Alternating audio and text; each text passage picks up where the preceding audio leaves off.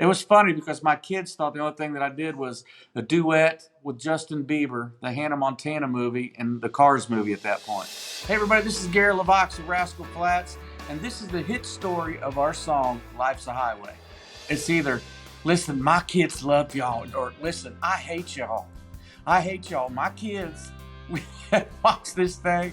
I've never seen a movie so many times in my entire life.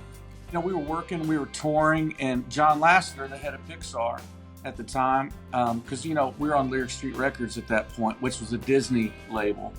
Was telling us about the movie and what it was about, and he said, man, I'd love to have you guys on it. So we didn't really know at that point what the song was. It was probably a month later, I guess, he comes back and he says, the song that I want you guys to do is Life's a Highway. And I knew that Tom Cochran had cut it. It was already a giant song. You kind of have to be careful on redoing songs that were already big hits. It was so funny because I remember listening to that song, you know, before we even thought about cutting it, but it was like, I had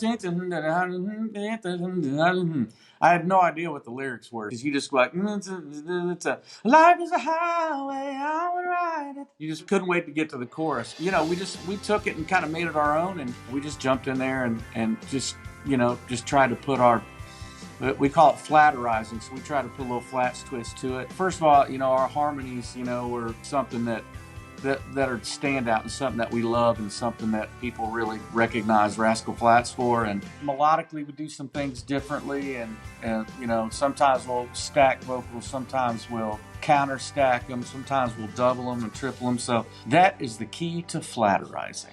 We got in the studio, and it was the first time that we ever worked with Dan Huff.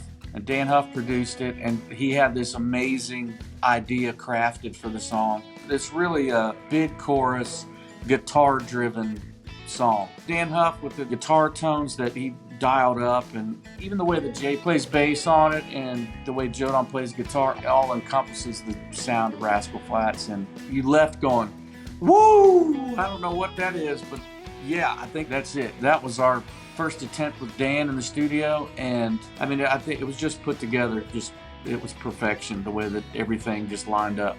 I mean, it's made history at this point. Didn't know if the movie would be a hit, didn't know if the song would be a hit. And you know what's crazy about Life's a Highway is that song was never a single.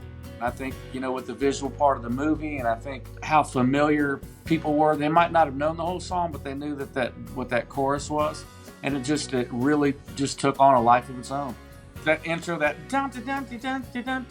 Jodan starts playing that, the whole place just goes nuts. As a songwriter, they say sometimes the opening line of a song is maybe as important, if not more important, than the hook of the song. The same thing goes on instrumentally. This whole thing kicks off with that guitar. I mean, as soon as you play that, that's so identifiable that, I mean, you don't even have to say a word. Everybody knows that it's coming. It was perfectly done. It really was. Hats off to Dan Huff for producing such a great song on us. It's part of the life of something that'll last forever. You know, it's not just the song. When you get that visual to go along with it, it adds so much more to it. Lightning McQueen has his own song now, and it's Life's a Highway.